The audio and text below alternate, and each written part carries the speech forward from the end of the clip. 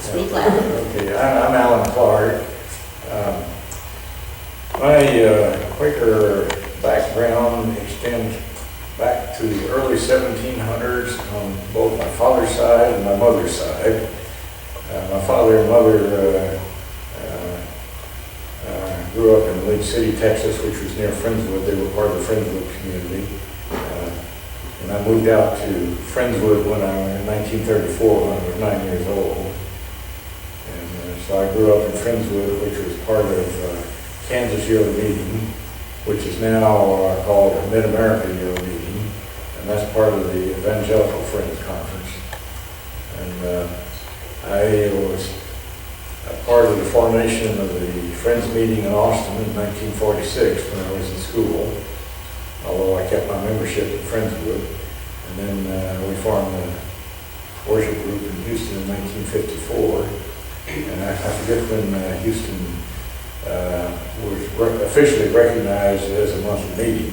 When it was officially recognized as a meeting, back then independent meetings were officially recognized by the Friendswood Committee. And then I transferred my membership from Friendswood to Houston. And my first memory of what we call the Southwest Friends Conference was in 1954 when we met at Adrian Autry's house at Thanksgiving time. And then I think we met at Camp Chaudier in Livingston for several years. And the real meeting was formed in 1961, but I can't remember the formation of the yearly meeting. I guess that's what I like to say. I'm Mary Lou Kenny, and I was born to a Quaker family in Washington State. And we were so far away from anywhere. Our yearly meeting was Indiana yearly meeting. And in the 20s and 30s, while we didn't travel to Indiana, no money, no car, those kinds of things. So I didn't get to yearly meeting. My closest larger meeting in my home was with quarterly meeting with Everett, which was just 30 miles north. We had a number of experiences through California and Oregon and so forth, and finally landed in Dallas in 1952. And I saw in the newspaper that the American Friends Service Committee was having a meeting across town, and I said, well, if the service committee is here, they will know whether there are any Quakers in the area. So I went across town by myself and found that it was Mel Zuck and Adam Ristad. And so I asked them, I said, I just moved here and I want to know about Quakers. Are there any here? Are we the only ones? And he said, yes, he said, Ken Carroll is here from Duke University. And I said, well, we came from Oregon. And he said, well, get in touch with Ken and we'll find out. He says there's some Quakers here, but we'll find out whether there's enough. So Ken and I, for a year, met by ourselves and anyone else that would wish to come each Sunday afternoon at the Unitarian Church. And after about a year and other people were coming, then it looked like enough to establish Dallas meeting. Yearly meeting was established in 1961 at Camp Serapis. Wade Mackey was the clerk at that time. I don't remember the other people that came, but it was an exciting time. There were conferences before that time. And we met a good amount. These friends that are with me here, we met most of them at that time. My name is Paula Clark, and my first acquaintance with what is now South Central Yearly Meeting was as a child care person in 1955 for the Kennys and the Hoffmans and the Hammonds, and I don't remember who else, but there were a bunch of kids, and I was not well prepared. The way I got to that meeting was that Martha Peary, that was her name at that point, was somebody that I was working with, and she was a member of the Houston Worship Group and a friend of Alan's. And she introduced Alan and me. And so I chased kids at Camp Chaudier, and I don't remember if I started going to meeting then or not. I doubt that I really started going to meeting until our relationship got a little more serious. I do remember going to the Whitson's home, Ruth Marsh's parents' home, for meeting for worship, and especially for business meeting. We would have business meeting on a Sunday evening.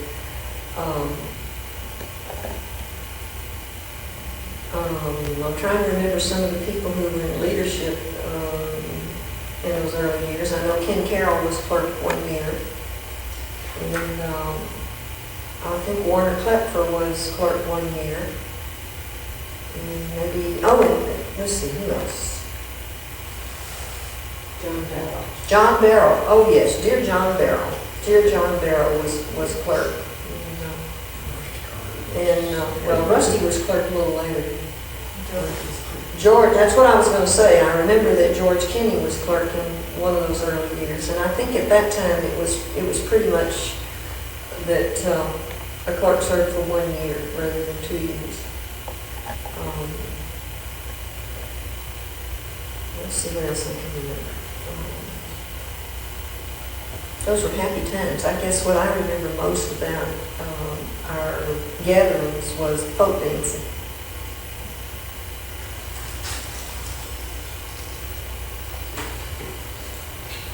I'm Kitty Orr. I grew up in Pennsylvania, just outside of Philadelphia, in a Presbyterian family, and all of our closest friends were Quakers. I married a Texan, and when I moved down here, I wanted to retain my roots in the North. And when I met someone who told me there was a Houston group forming at the end of 1953, I met the Minor family who offered to take me to meeting. And I felt so at home there that that's where my children felt and grew up feeling more at home. When we had meetings at the Southwest Conference, one of the speakers, I think it was, one of the speakers was Anna Brenton. And my son was very small then, and I had named him for Lord Boyd Orr, who was a Nobel Peace Prize winner. Anna Brenton knew him, and I had wanted to tell this man whom I didn't know but admired that I had named my son for him. So I sent him a letter saying that our mutual friend had urged me to let him know, and had a lovely letter in return from him saying that he hoped my son would grow up to be a joy to you and a credit to both of us. My children have many happy memories of the early meetings. They never refused to go.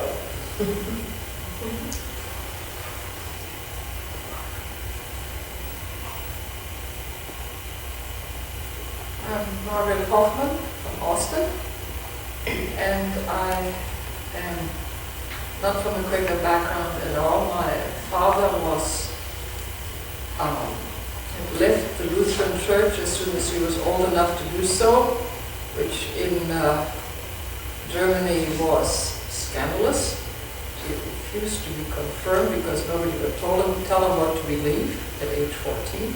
A story in itself, but one I relish that a young boy would say, "No, I'm not going to be confirmed. Nobody's going to tell me what to believe." Shock to his parents, but that's a story by itself. But I can see he's my father. And my mother was a non-practicing Jew, and that also in Germany. So when I was 13, my parents had me baptized Catholic since that was politically a good bit safer, and also, at least I would never then be considered a Jew, which was terrible consequences. And also the idea was that I might be able to immigrate under the umbrella of the Catholic Church, might be able to leave Germany. Well, I did indeed leave Germany under the umbrella of the Catholic Church, but that was after the war. But anyway, I was fortunate in that I grew up without and I could pick my religion without this guilt complex that is impressed on many of us who grew up in a very definitive religious background. If you don't do this, you go to hell, something like that. So I find this pretty fortunate. And we've sort of tried to do this to the children too by leaving it rather loose. They're all members of the meeting, but none of them was pressed to go every week. Anyway, I married Otto Hoffmann, who's a very faithful attendant of the Austin meeting, member of course of the Austin meeting. And he is from a strict Baptist background, but he also got quite, not rebellious, but he questioned the church, especially when the church made it difficult for him to be a conscientious objector in World War II. He had little understanding and comprehension of his attitude. Anyway, Otto was a pacifist, and I was a pacifist. I felt if I survived 6 years of war, I'd better be a pacifist. I didn't deserve to survive this otherwise. And first thing I ever heard of Quakers was Quaker Oats, and I heard a little bit about Quaker feelings. And then I had a friend, I should say I met a former prisoner of war, British in Germany, who had received packages that Quakers had organized for Allied prisoners of war in Germany. And he told me about Quakers, and that's all I knew, but I felt right about it, and I do to this day, even though I've been a little sloppy about attending the meeting. Anyway, in order to determine which year I came to yearly meeting first, I'm doing what I think most of us ladies are doing, trying to figure out with which child I was pregnant. And it seems to me that one of the first yearly meetings at Camp Shoye was at New Year's.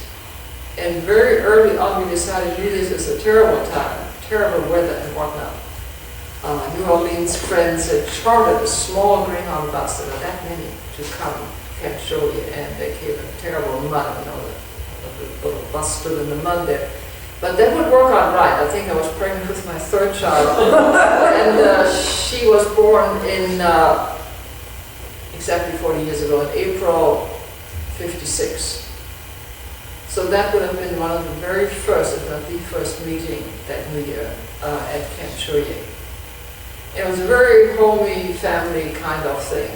Accommodations were so sober, beautiful trees, and it was really a lovely area.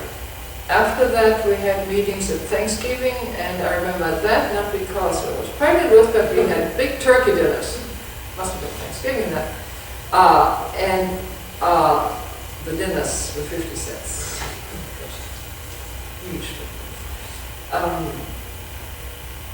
Anyway, I'm sorry I didn't know that we would be doing this. I could have checked in the archives exactly all these various dates, where we met, when, what years, and who was there too. But anyway, this is, I believe, all I can tell you. I'm Eleanor Hammond, and I'm presently a member of the Dallas meeting. But when I came to Texas first, that was 1952, and everything seemed to happen at once. I became a Quaker. Dallas meeting was becoming a monthly meeting, and this South Central meeting was beginning to form. And it seems that I was sort of at the beginning of all those three things: my own religion, my own Quakerism, and it was at Camp Shoye meeting that I first met Polly and Alan Clark, and they're the first ones I can really remember with putting names on them. And of course, I think part of it because Polly was taking care of my children. And little by little, we met at the Camps of Optimists. It's called Camp Summit right now. But they are, that was when we really sort of gelled into this yearly meeting. And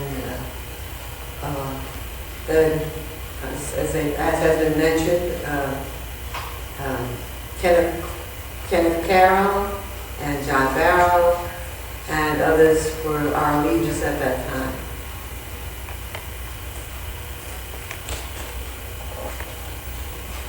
My name is Janet Cunningham from Stillwater, Oklahoma. We moved to Oklahoma in 1954 from Ohio and visited various churches in Stillwater, Oklahoma.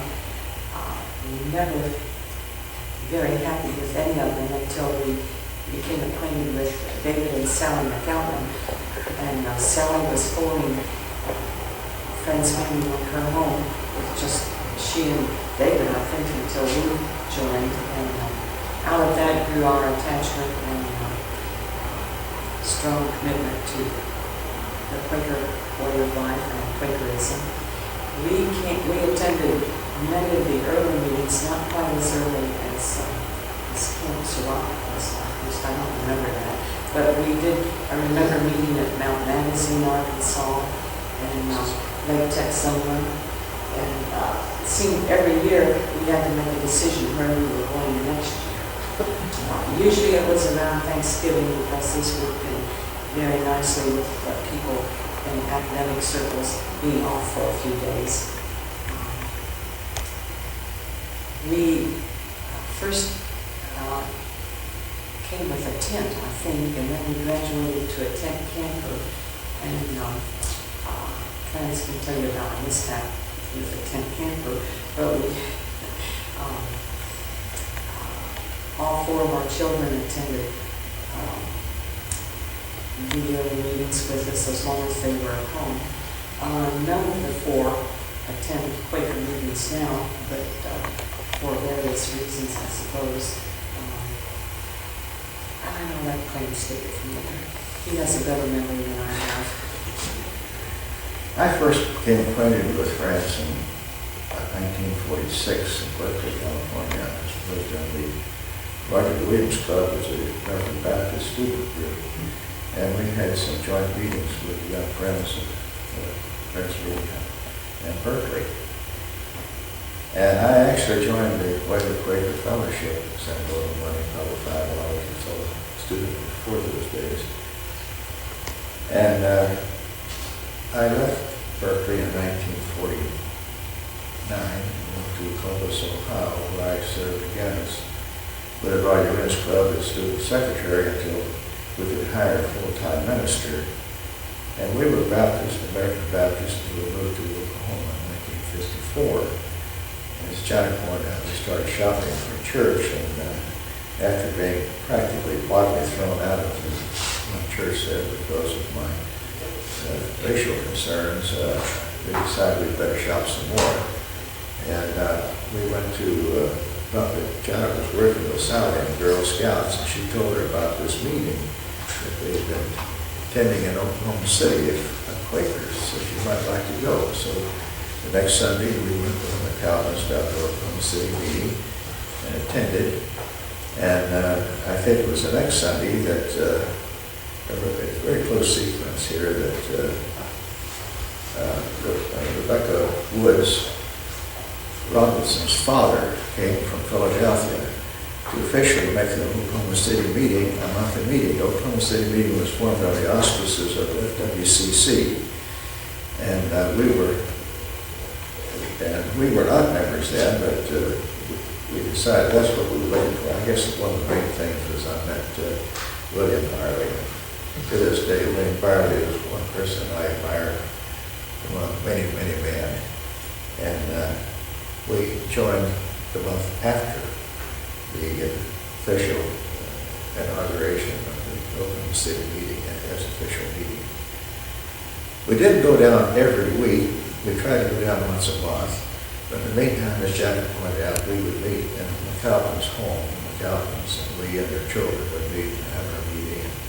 And at one time, shortly thereafter, this was about 1955, and that year, as I recall, I attended a racial conference being held at Wilmington College in Delaware as a representative of our meeting for that conference.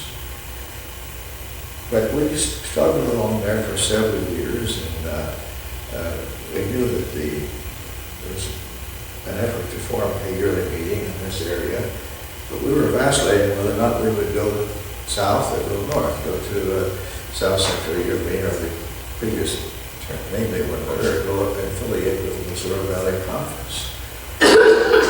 Well, we decided to go south and become part of the South Central Year meeting when it was formed somewhere in the early 60s. And I guess the Missouri Valley Conference is still a conference, but it's never become a yearly meeting. In fact, you know, it is now. We've attended it several times. We attended several of the gatherings held in the Fowler Forum in Arkansas, Mountain Magazine, Arkansas. And we had Rusty Carter was president, the clerk of the meeting. We went to Lake Texoma for a spring. It was a spring conference. You would have to distinguish between spring conferences and the annual meetings, because we did not attend the early annual meetings. They were held on Thanksgiving for the most part. And it very early started to do that. And we had family gatherings then, and my parents were not in very good health. I felt I needed to spend my Thanksgiving with my parents.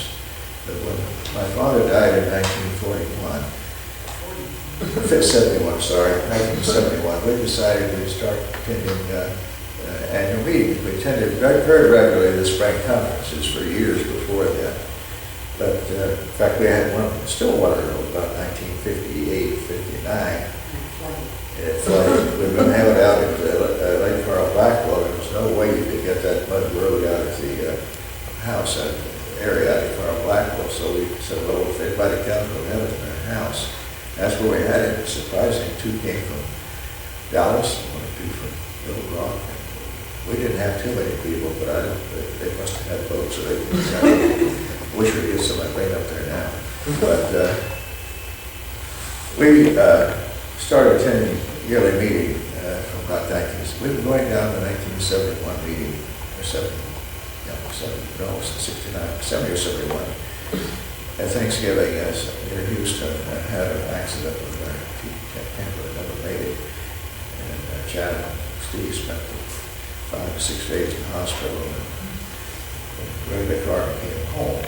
I was a camper.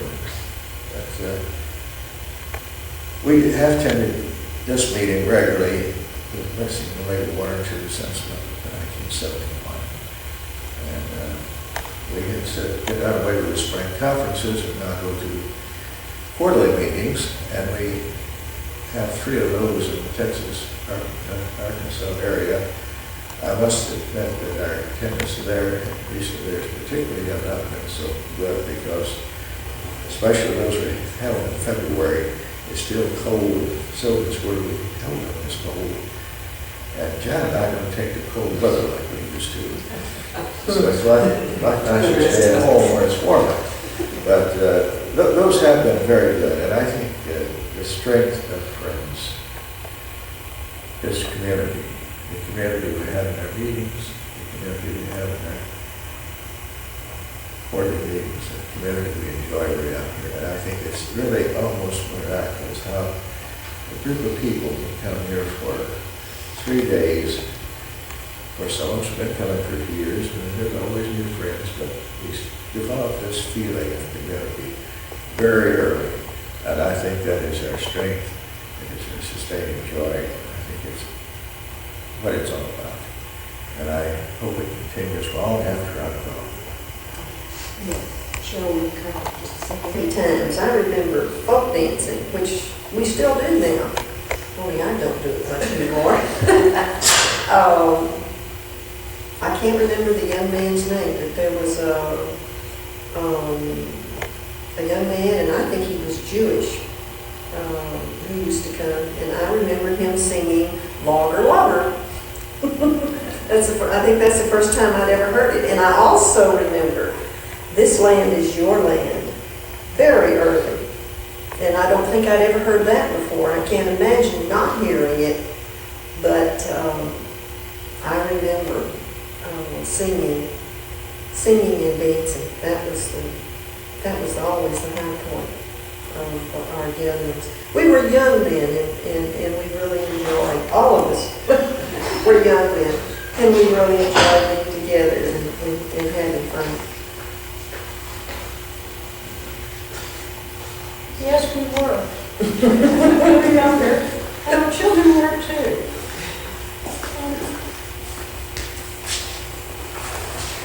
I think that although we were so small in number, that meant more of a closeness, that we were really a family.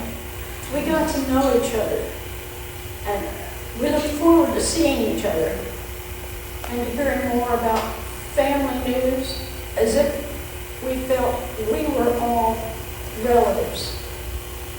We were that close.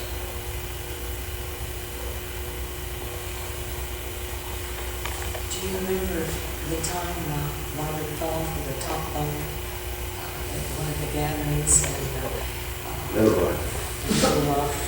She must have been 4 years old, perhaps. And who was the doctor who spent the night watching? Reagan came up and spent all night with her, checking her pulse every few minutes to make sure. And had called into the hospital and made arrangement for the neurosurgeon to be on call if he had to bring her in. She had her head fixed on the concrete. And he stayed with her all night checking her pulse rate. So we had expert health care.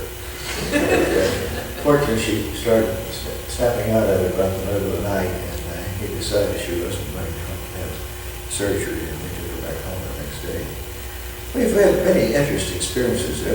Stillwater out on the frontier of this conference, but we've had some really interesting people who visit us. I remember when we had a American Friends Service Committee office in Houston. Darren Dow was the secretary. She came up there several times, and I don't know where Gary is now. We used to really enjoy her visits. Mel Zook, when he was traveling as big secretary at SC, he visited with us this first time about 1957. He came back a year or two later for another visit.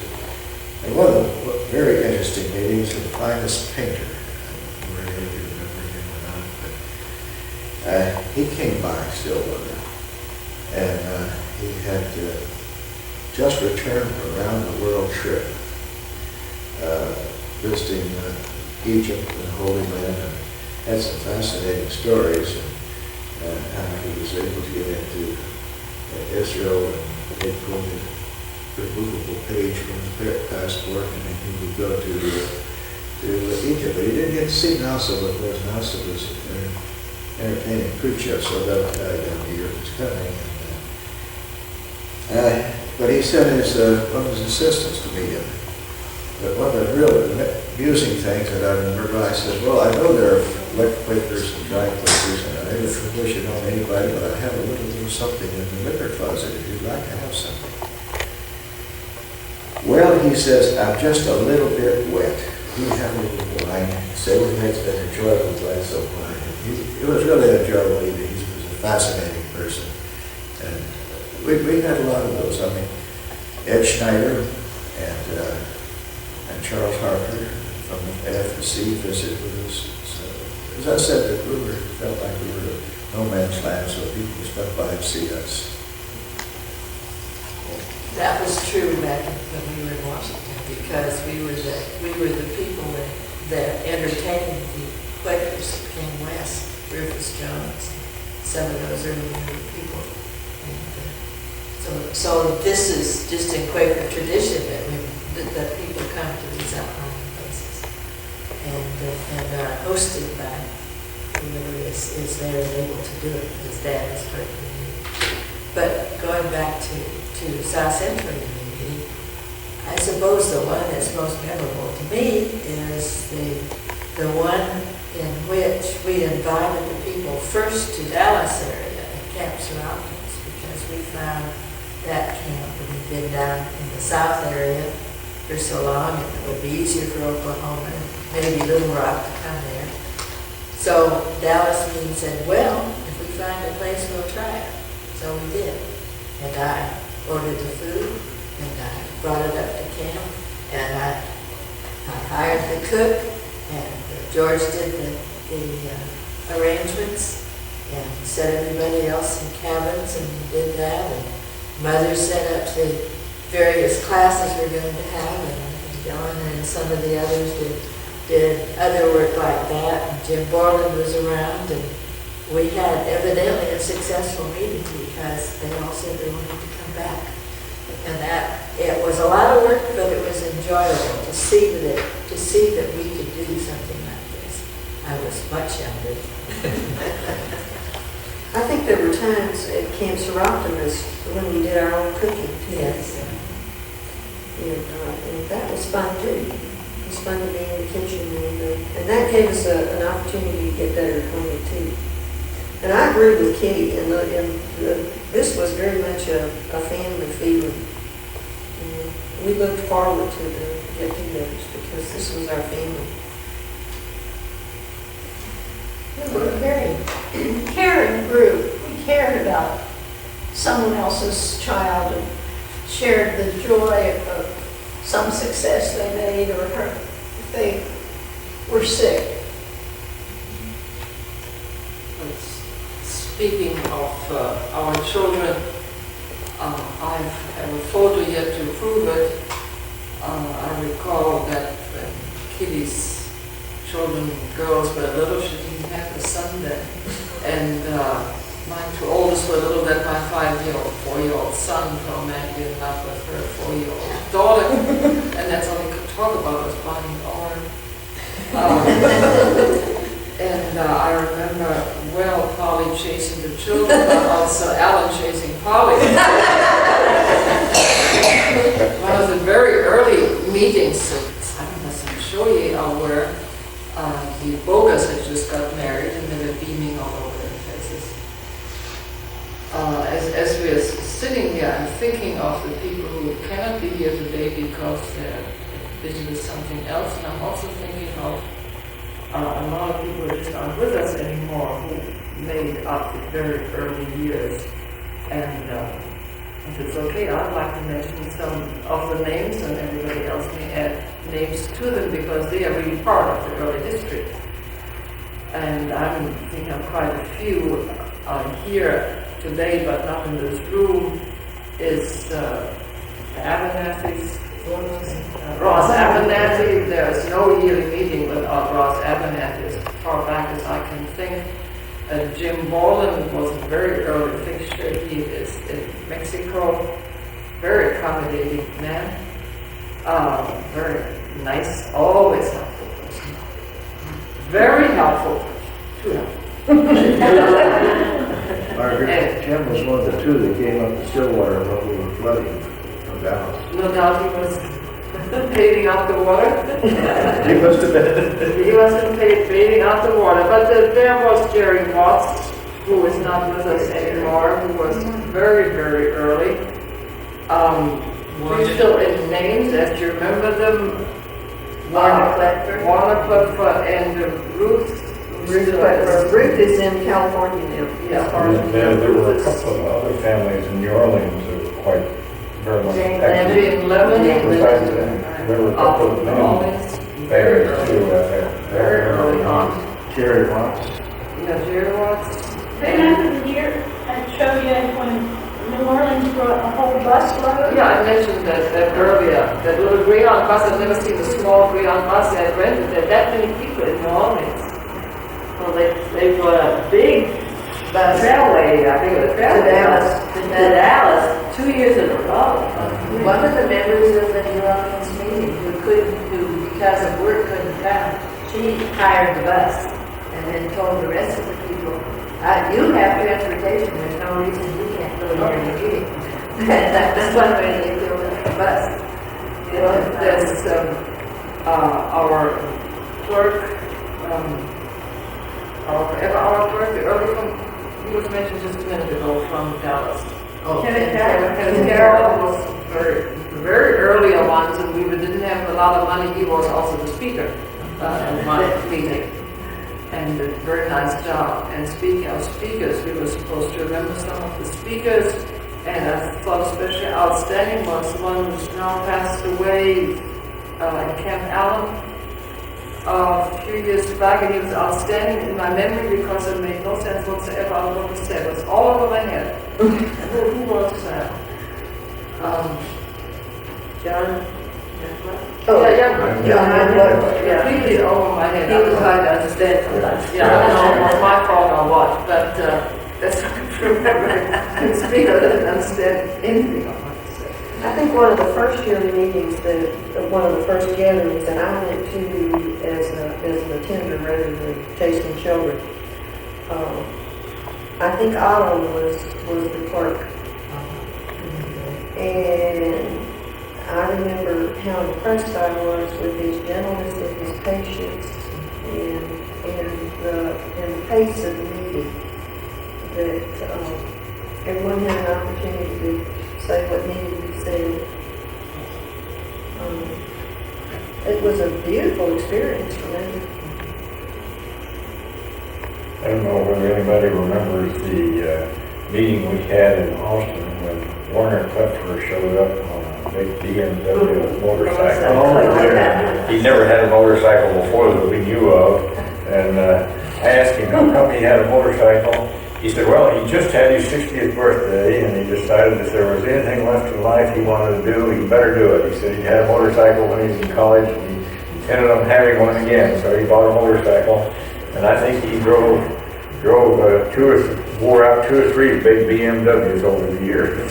That was a yearly meeting which was different than the others in another way, and that was one attempt for all people who came to stay in private homes. And I remember that clearly because it was my responsibility to find appropriate homes for everybody. And I know I messed up one place. It was in Terry, somebody or other. I thought Terry was a man, and you know the rest of the story. Because it turned out with another man was a woman. But that made it very interesting. They were all stayed privately. Event that was the kids, the young adults were at, youths were out at the meeting house. Yeah. And I remember the Hoffman kids and the Cunningham kids must have kept the neighborhood awake all night, having water fights up and down the street. I remember your talk on that particular meeting was you expressed your concern about what was going on in the world. And that you made a special, very impassioned little talk there. And I don't remember if it was Clarence or if it was Harlan Smith who was concerned about the lack of planning for the children and took over, and they had a wonderful time on the campus of University of Texas and just going all kinds of places. I think it was Harlan that took over then. One other thing I remember about the Kleppers, and somebody else correct me if I'm wrong, there was one gathering, and I think this was our gathering was maybe 15 years ago. I think it was really shortly before Warner died. But not only Warner, but Ruth came on BMW. And this was no, I think that, I'm not sure I'm remembering this right. We had a gathering at the HEB camp at Lakey. Oh, and that brings up more names. That brings up the Clarks. That brings up Peter and Carol Clark, because it was Peter and Carol Clark that made those arrangements. But the Kleppers arrived very late at night, and you had to drive through the river to get to the camp. So they spent the night in their car on the other side. You know, we did Side of the river. We did quite well for some of the dormitory living that we had at those meetings. But one thing I remember the younger boys complaining about was they kept saying at one meeting, those two old men had kept them awake all night snoring. And I was so amused to find out they were talking about Phil, Libby, and Ken Carroll. Or prize snorers. I think Phil Byerly is certainly one we should mention, who is still, Phil Byerly, who is still with us, but is so old and feeble that he couldn't come.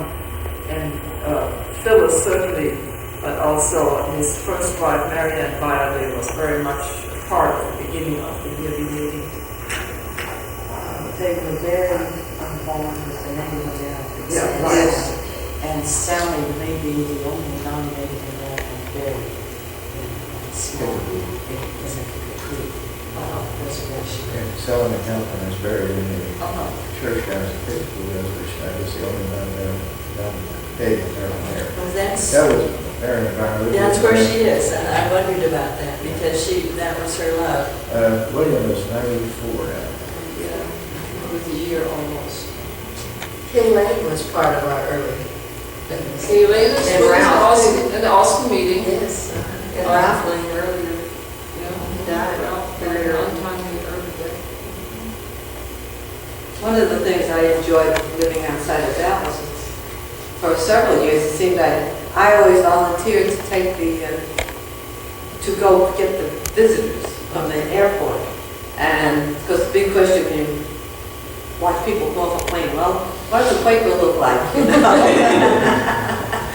And I guess Dorothy, I think her name was Dorothy Hutchinson, that was with us one year. She went up to the Methodist camp we had outside Dallas at one time and spoke, and she was, very good. And I had heard her speak at a gathering right before that. So that's one reason I wanted to volunteer to pick her up, because I thought I knew who she was. And she was such a dynamic and vibrant speaker. I envisioned her. The gathering was so far away, I couldn't really see who she was. But I envisioned her as a young 20-year-old person. And when she but she was lame and walked with a crutch. So that was easy. I could pick out this person walking with a crutch. Well, this older lady got off with this crutch, and I'm thinking, how could that be Dorothy? When she's speaking, she just was so young. She was just ageless, I guess you could say. And but that turned out to be Dorothy. And one time I met Brad Sheets and his wife, and that was one of those days when the planes weren't landing as they should be, and they were off in another part of the airport where they weren't supposed to be. I mean, the planes took in a gate that was not announced, or before I realized it was quite a walk for me to get there. And they were sitting there, reading the newspaper, like perfectly unconcerned. I knew somebody would be here to pick us up. And the one I really enjoyed was the one I didn't have to go get, but I was registrar at Camp Seropolis. And when John DeHartard came the first time, he was not even living here at that time. He had come in on a boat into Houston and had come up on a motorcycle. And those of you who remember, Camp Seropolis was pitch black at night, and how he found us on a motorcycle. Other people had gotten lost many times getting there, but John got there, and he just, strode up into the door, and they were having they were having, silent meeting in the other part of the room, and as soon as I could hear him walk, this person coming up to the door, and but when he opened the door, he was very quiet. He put his head in and he said, "Is this a Quaker meeting?" And I said, "Okay." Right away I said, "Okay, he's a Quaker." So, I motioned that he should come over to the desk where I was. And he said, "I'm a vegetarian." Well, there weren't too many vegetarians at NAST in those days, and that was all new to me. But unfortunately, that was the time that Mary Lou wasn't cooking. And all the vegetables were cooked with a little bit of bacon poor John the hot dog, I don't know what he really did to the food that day. But very interesting, and not only that, when he got there, it seems to me, he took over the whole meeting. He went to all the children's groups, told them stories, and he was a great storyteller. And he had stories on every level for every group of people. And that was our the entertainment part of our yearly meeting. And he hadn't even told us he was coming. I mean, this was somebody out of the blue. We had a number of visitors that represented other friends' gatherings too. Remember, we had Howard Renton, and we had William. Yes, we came to yearly meeting, and William Barton from England, and let's see, what else did we have? There was an FWCC person that came several times, a friend of Carol, Kenneth Carroll's, and I always was impressed with him. I can't think of his name now. No, I haven't got it either. On the very early I still have the game that we bought at the time, the little models. Still have it. There was somebody else who came with Ralph Rose, and I can't remember who that was. I think that it was at the same time that our meeting became recognized by FWCC.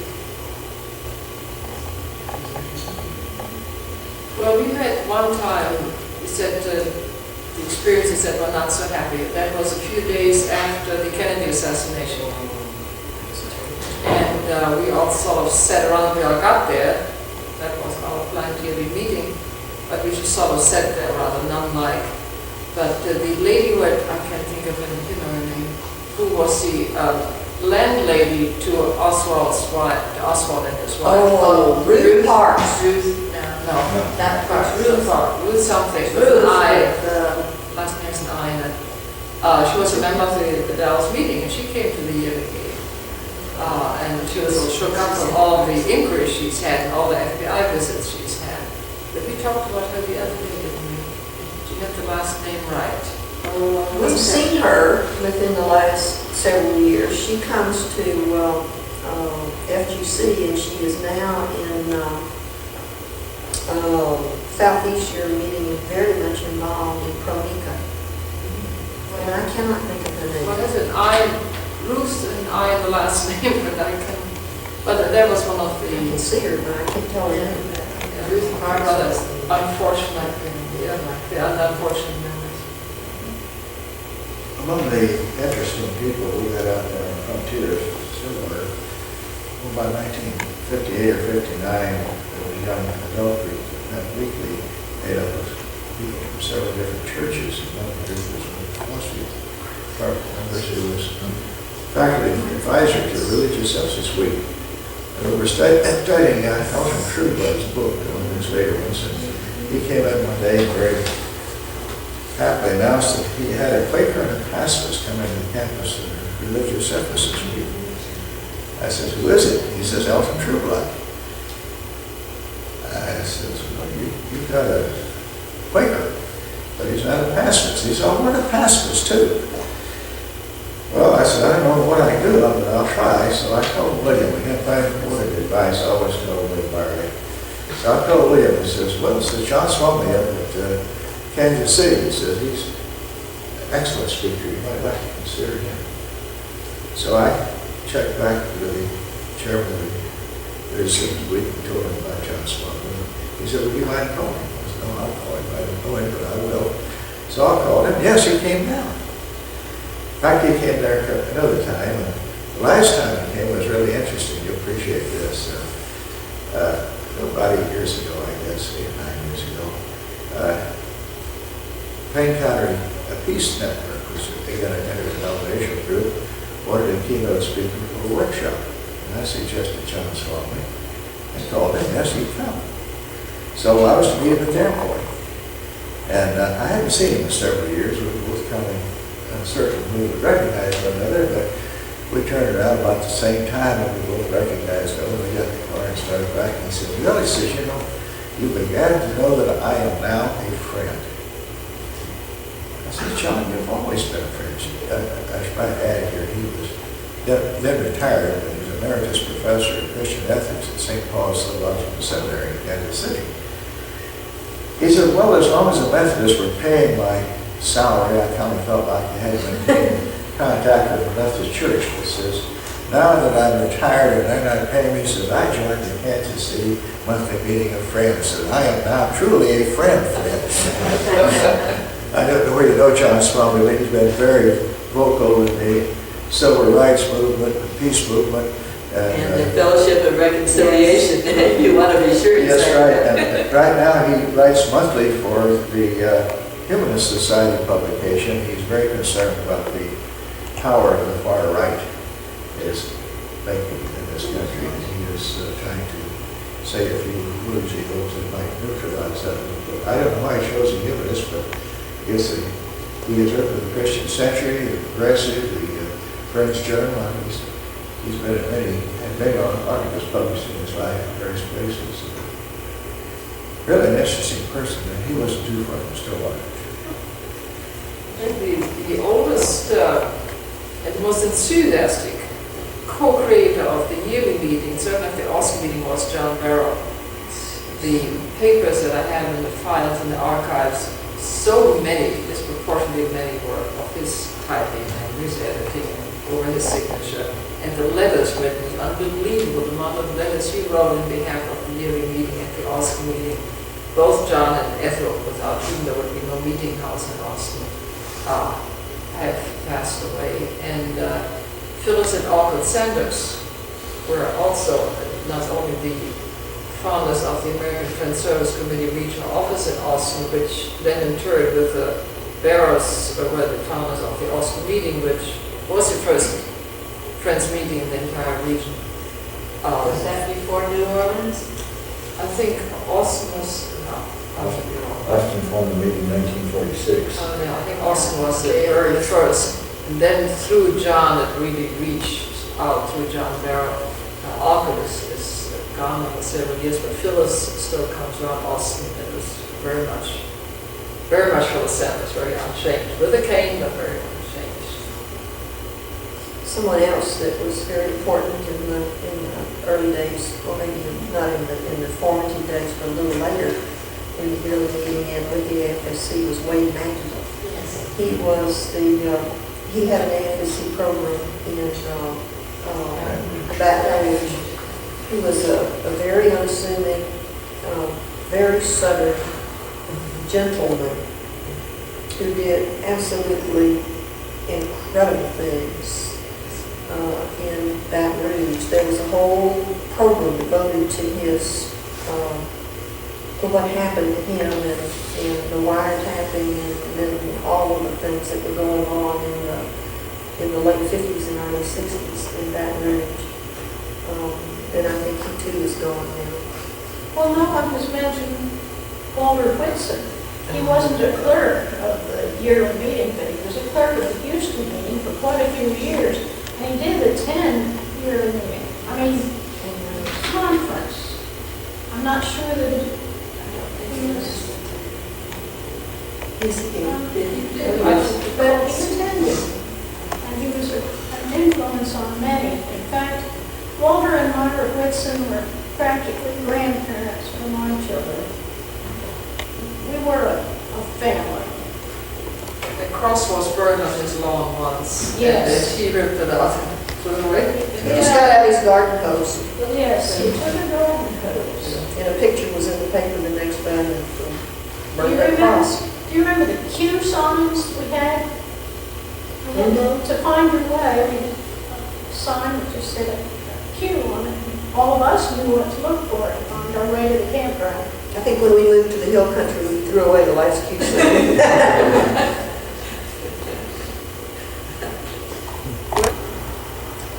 Oh, I can think of so much that has changed. Everybody has got older except ourselves.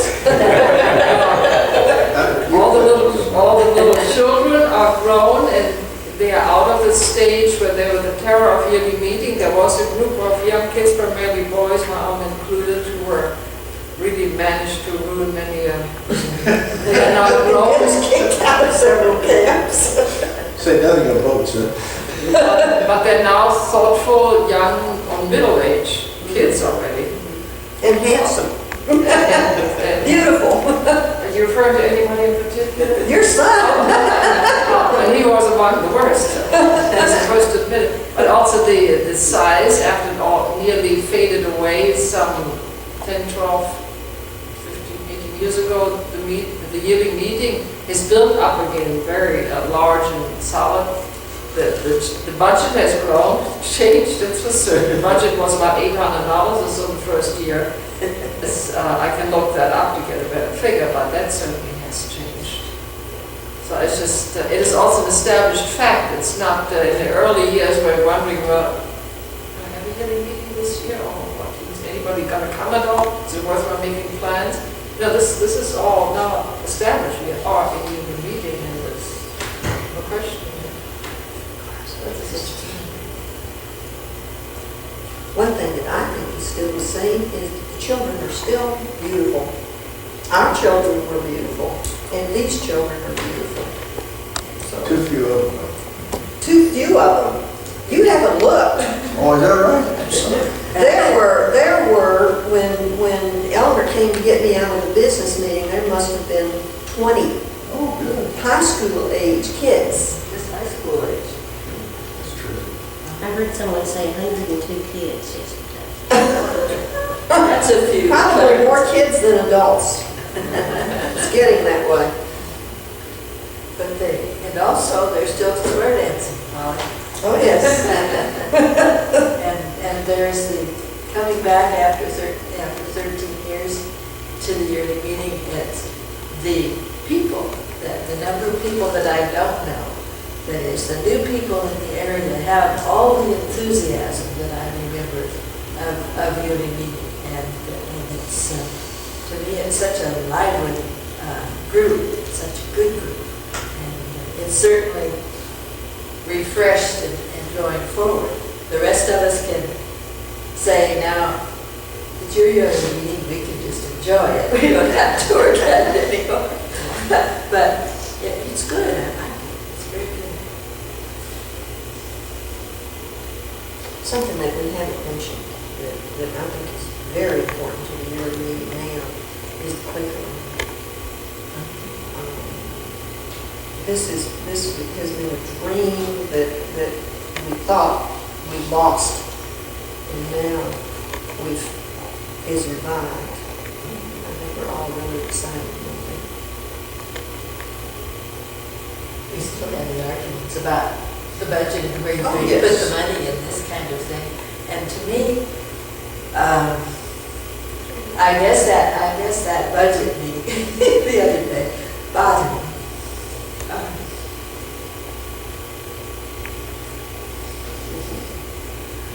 Peter Clark isn't here. He had a lot to do with getting the house over there. Does anyone hear from him? There's a Christmas letter on the bulletin board. In Calmian is here. Calmian Clark is here. His daughter is here, and they're now living in Virginia. He's teaching in a small private school that hopes to become a friend school. He was very instrumental in getting that house built.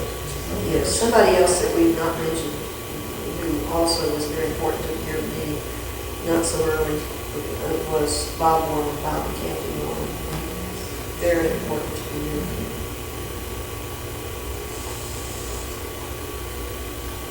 And I'm sure we've missed many others. When we finish this, we'll think, oh, we should have talked about some of them.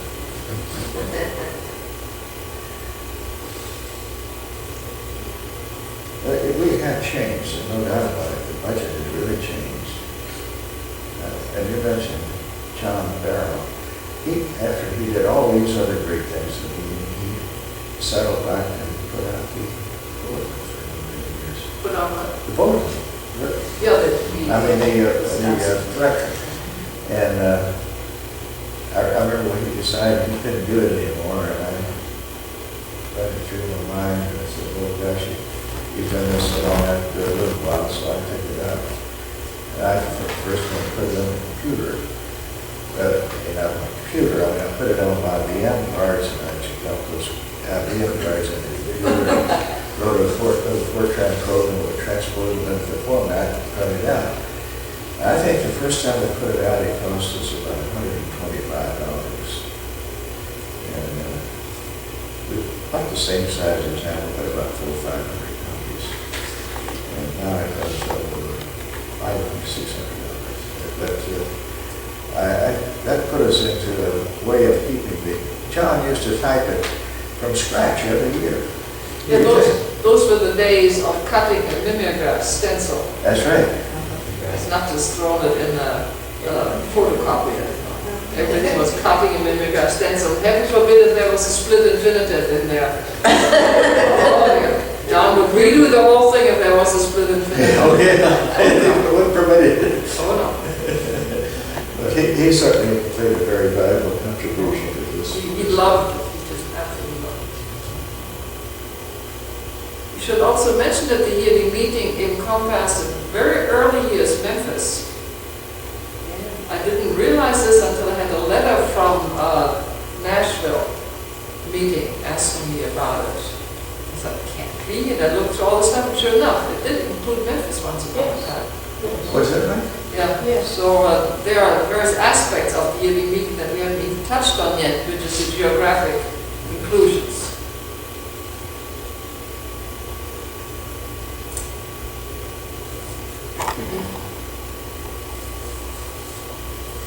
Well, we only had 2 meetings, one meeting in Oklahoma for years. It was the Oklahoma City meeting. And then when Tulsa, we had the Stillwater Worship Group. We didn't have a process of meeting. They again, we went up to 20, 25 people, early 60s. And we were all ready to ask to be a meeting. And suddenly in 1 year, about half of them from John Jonesbury moved out. It's just as well we didn't. And so I guess I'm partly my fault. I was concerned